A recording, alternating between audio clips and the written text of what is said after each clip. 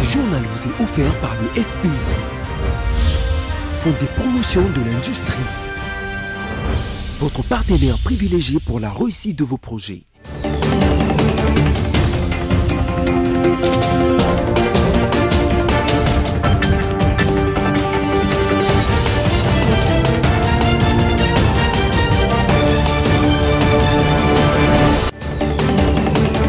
Mesdames, Messieurs, ravi de vous retrouver pour ce nouveau numéro du journal. En voici le sommaire. Nous ne sommes pas appesantis sur le passé, relève le président de la République Félix-Antoine Tshisekedi Tshilombo après avoir échangé en tête-à-tête avec le roi Philippe au Palais de la Nation ce mercredi.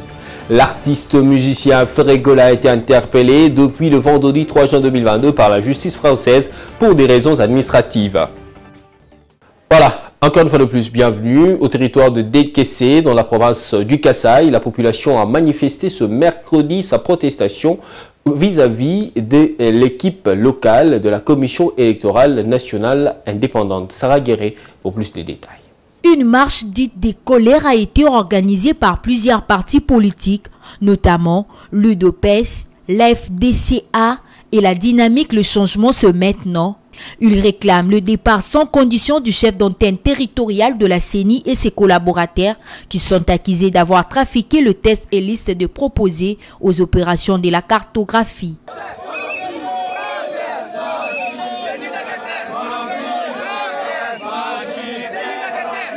Marker Lukambo, administrateur du territoire, a appelé la population au calme en rassurant que sa hiérarchie sera saisie et des actions exemplaires seront prises contre les gens qui cherchent à discréditer la CENI. Oui, sous forme de rumeurs hier, aujourd'hui c'était effectivement une marche pacifique observée.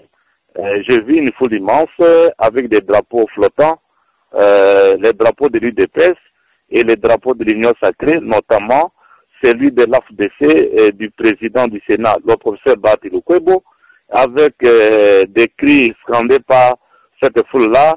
L'équipe de la CENI Dekese dégage pour corruption, l'équipe de la CENI Dekese dégage pour tripatouillage, fraude, monnayage, ainsi de suite. Et cela se traduisait même sur les affiches que cette foule portait, en train de scander les mêmes paroles. Voilà, elle s'est adressée à moi avec un mémo pour exprimer jusqu'au bout le départ de l'équipe de la CENI Dekese qui a normalement discrédité cette institution. À notre niveau, nous n'avons pas encore de preuves à notre possession, puis-je dire, mais vis-à-vis de ces allégations très graves formulées par la population, nous avons mis en place un dispositif de renseignement, entre autres mes services spéciaux avec mes enquêteurs pour me donner des amples informations sur ces allégations graves. Mais je dois vous rassurer, messieurs les journalistes, que si les renseignements que nous pouvons avoir sur ces allégations formulées contre la CENI coïncident avec ce que la population réclame, je dois vous avouer que cette CENI a manqué la crédibilité et peut attirer l'attention des autorités de la CENI. Effectivement, parce que la masse qui m'a vu aujourd'hui est en train de dire que ces manifestations iront jusqu'au changement de l'équipe de la CENI. Ça voudrait dire que si on n'arrive pas à changer l'équipe, ces manifestations doivent être continuelles, mais nous devons prendre toutes les dispositions pour encadrer les manifestants et en même temps on doit éviter de les laisser aller en dérive. Je voudrais demander aux autorités de la CENI de s'appesantir sur cette situation en toute urgence, d'autant plus que la population annonce les manifestations jusqu'au changement de cette équipe de la CENI. Notez que la population de ces territoires projette d'autres manifestations jusqu'à obtenir le remplacement de cette équipe de la CENI. Et dans l'actualité, le souverain belge, le roi Philippe, s'est adressé aux Congolais cet après-midi dans un discours. C'était à l'esplanade du Palais du Peuple, tout en soulignant le souhait de la relance d'un partenariat de coopération pour les développements avec la République démocratique du Congo pour un meilleur avenir. Le souverain belge a aussi réaffirmé le plus profond regret concernant les exactions commises durant la colonisation belge. Écrivons ce nouveau chapitre ensemble, sans oublier le passé, mais en l'assumant pleinement, afin de transmettre à la nouvelle génération une mémoire réfléchie et pacifiée de notre histoire commune. Bien que de nombreux Belges se soient investis sincèrement, aimant profondément le Congo et ses habitants, le régime colonial, comme tel, était basé sur l'exploitation et la domination. Ce régime était celui d'une relation inégale, en soi injustifiable, marquée par le paternalisme, les discriminations et le racisme.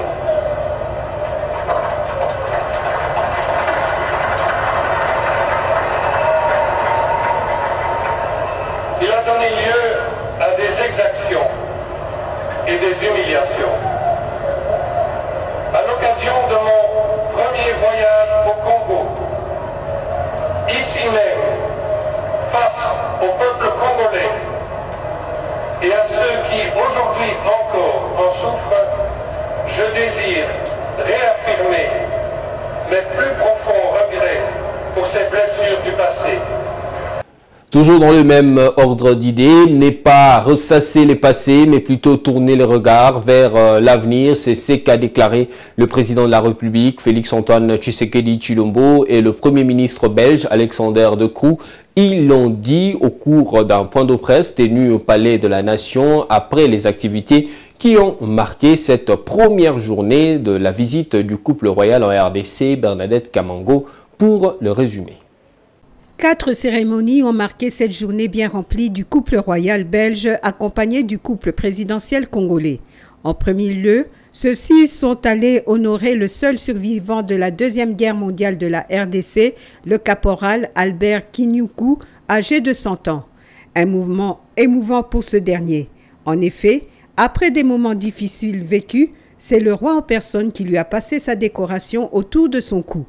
Il s'est revêtu de son uniforme d'antan, portant toutes ses médailles et bottes bien cirées pour cette circonstance. Après les 4 hautes personnalités en compagnie de leurs fortes délégations respectives se sont rendues au musée national. Le temps important ici, la remise à la RDC d'un des nombreux masques du pays conservés au musée de Tervuren à Bruxelles depuis des décennies. C'est le masque Soukou. Ensuite est intervenue la signature d'un protocole d'accord de coopération entre la ministre belge des Développements et celui des Affaires étrangères congolais. Le tout avant l'étape du Palais du Peuple où le souverain belge s'est adressé dans un discours au Parlement. Un point de presse a réuni le Premier ministre belge Alexander De Croo et le chef de l'État. Un seul mot de leur part y a retenu l'attention. C'est que désormais, les deux pays s'engagent à plutôt regarder vers l'avenir plutôt que de s'appesantir sur le passé. Et dans le chapitre des réactions, la venue du couple royal belge n'est pas un événement qui mérite une forte mobilisation compte tenu du fait que la Belgique est l'auteur intellectuel de l'assassinat de Patrice Emery Lumumba, le premier ministre de la République démocratique du Congo. Et ce propos sont de Pius Romain, analyste politique au micro de BSC TV porté par Laetitia Wemba. J'ai les larmes aux yeux et je ne sais pas comment l'exprimer. Et pour moi, je me dis, Patrice Emery Lumumba est mort pour rien. La Belgique est responsable de l'assassinat de notre premier ministre, je dis Patrice Emery Lumumba. Et lorsque j'entends certains responsables politiques qui écrivent des messages aux Congolais de se mobiliser pour aller accueillir le roi des Belges et la reine des Belges. Je me pose la question si les responsables belges, les hommes politiques belges, font la même chose lorsque nos dirigeants atterrissent à Zaventem ou à Bruxelles. Et ça prouve que nous souffrons toujours de ces complexes d'infériorité vis-à-vis de notre bourreau. En fait, c'est un bourreau qui vient festoyer sur le terrain de ses victimes. N'oubliez pas que la Belgique a causé beaucoup de torts à la République démocratique du Congo. Quand vous scrutez l'histoire de ce pays, et je vois beaucoup plus mes frères de l'Équateur. Il y a un livre qui est intitulé « Les lianes de l'Équateur ». Et vous savez que l'industrie pneumatique a eu de l'ascenseur. C'est grâce à l'EVA et au caoutchouc de l'Équateur. Et pour en avoir, si vous n'avez pas autant de kilos, les Belges coupaient les mains de nos frères de l'Équateur. On ne refuse pas de le recevoir sur notre sol, mais dans la diplomatie de la réciprocité imprimée par Joseph Kabila, je pense que le même accueil qu'on nous réserve ailleurs, et c'est ce que nous devons réserver aussi aux autres. Je ne vois pas le Belge se mobiliser pour aller recevoir tambour battant Félix Antoine Tshilombo à Bruxelles. Dans les restes de l'actualité, le ministre des Finances Nicolas Kazadi et ses collègues de l'aménagement du territoire Guiloando Mboyo et de transport, voies de communication et des désenclavements chez Ribéry Okende ont lancé mardi dernier les travaux d'agrandissement et de modernisation de l'aéroport de Monongo dans la ville de Bunia, chef-lieu de la province de l'Ituri. Ce travaux lancé sur fonds propres du gouvernement Sama Lukonde inclut également d'autres infrastructures, en l'occurrence la piste d'atterrissage et le tarmac. Bientôt, la modernisation de l'aéroport national Morongo de Bunia. Le gouvernement de la République vient de mettre à la disposition de l'entreprise Mogabaon de moyens conséquents pour l'exécution de ce projet pour une durée de 24 mois. 3 membres du gouvernement central ont fait le déplacement de Bunia ce mardi pour la pose de la première pierre de ces travaux. En tête, le ministre d'État en charge de l'aménagement du territoire, Guiloando Mboyo. Pour ce dernier, ces projets et la matérialisation de la promesse faite par le chef de l'État, Félix Antoine Tshisekedi Tshilombo, à la population de l'Ituri lors de son passage en juin 2021. Le président de la République, le chef de l'État, Félix Antoine Tshisekedi Tshilombo, qui a fait du développement de la RDC son cheval de bataille, s'est engagé à travers le gouvernement de la République. Vous savez, tout gouvernement est investi sur base d'un programme. Et avant qu'un programme puisse se mettre en œuvre, il y a une phase de préparation, de planification. Et donc, tout ce temps, nous étions en train de préparer plusieurs projets. Maintenant, nous sommes dans la phase de la matérialisation de ce projet-là. D'où l'aspect infrastructure aéroportuaire. Nous l'avons commencé dans la province de la Tchapa. Nous avons été aussi à Mbandaka, vous vous rappelez, dans le cadre de la modernisation de la voirie de Mbandaka. Et aujourd'hui, cela nous amène ici dans la province de l'Ituri. Parlant au nom du DG de Mogabaon, Eli Akilimali, l'ingénieur de cette société explique les travaux qui seront exécutés.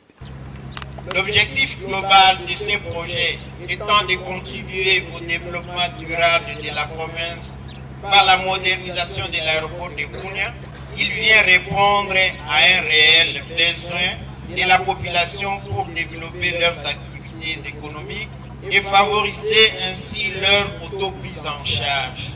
Ceci cadre avec l'une des 4 visions du chef de l'État. De son côté, le gouverneur militaire de l'Ituri, le lieutenant-général Luboyanka Chamadjoni, estime que c'est une nouvelle ère qui s'ouvre pour les échanges commerciaux. C'est dans cette optique que l'état de siège a été décrété dans les 2 provinces de l'Ituri et du Nord Kivu en vue de rétablir l'autorité de l'État.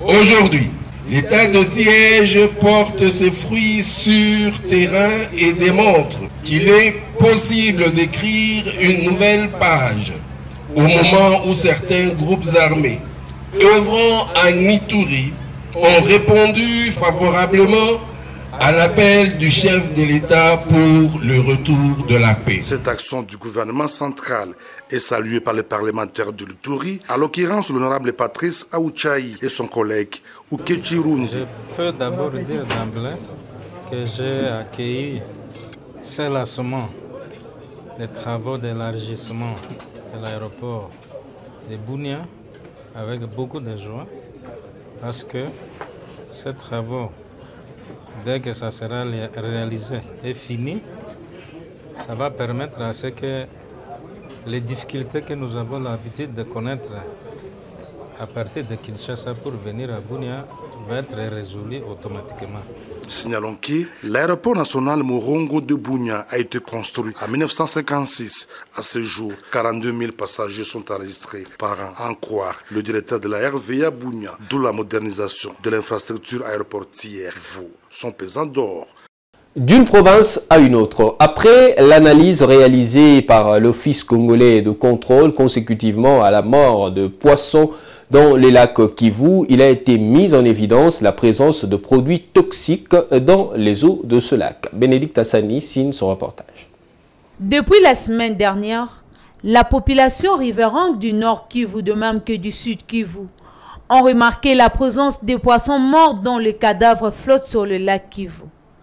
Alerte l'Office congolais de contrôle a dépêché une équipe d'enquêteurs qui, après l'investigation, ont mis en évidence la présence des produits toxiques dans les eaux du lac.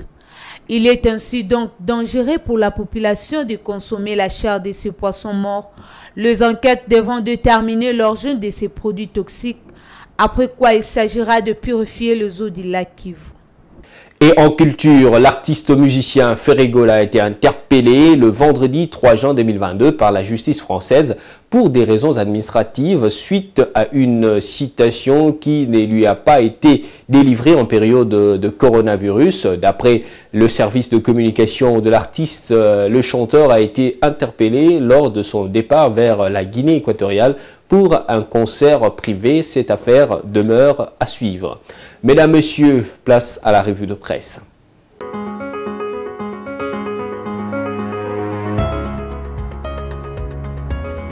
Bonjour.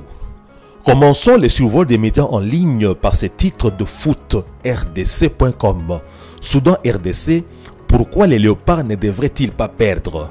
Le site énumère 4 raisons, à savoir éviter la dernière place après 2 journées, éviter de déstabiliser moralement l'équipe, faire la paix avec ses supporters et le fait qu'une défaite serait de trop pour Cooper.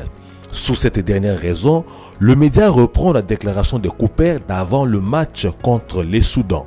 C'est possible que ce match puisse déterminer notre avenir à la tête de cette sélection.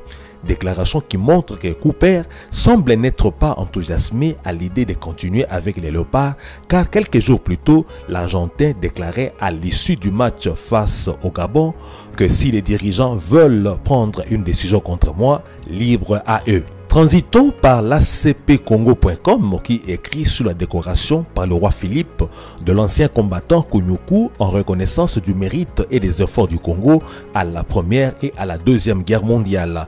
Le roi Philippe Louis-Marie de Belgique, renseigne cette agence, a décoré mercredi à Kinshasa le caporal centenaire Albert Kounyoukou, seul survivant de la Deuxième Guerre mondiale, au cours d'une cérémonie dans la salle des anciens combattants dans la commune de Kassavoubou de la médaille des commandeurs de l'ordre de la couronne, l'une des plus hautes distinctions du royaume de Belgique.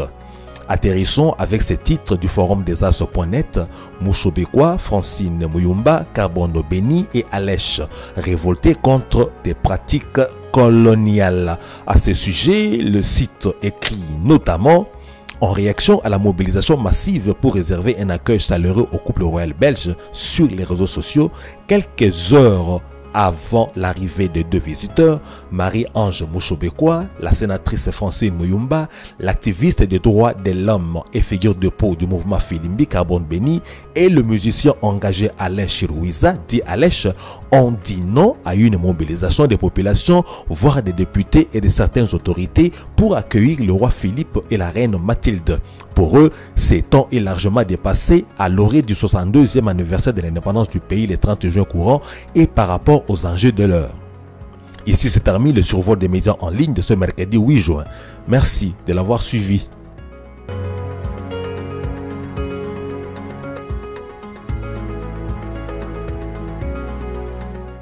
Merci d'avoir porté beaucoup d'intérêt à cette revue de presse rendue par Sami Bosongo. Pour ceux qui nous ont pris chemin faisant, voici pour vous le rappel du titre. Nous ne sommes pas appesantis sur le passé, relève le président de la République Félix-Antoine Tshisekedi Tshilombo après avoir échangé en tête-à-tête avec le roi Philippe au Palais de la Nation ce mercredi. L'artiste musicien Ferregola a été interpellé depuis le vendredi 3 juin 2022 par la justice française pour des raisons administratives. Et c'est ainsi que s'achève le journal sur BCTV. Merci de nous avoir suivis. Au revoir et à la fois prochaine.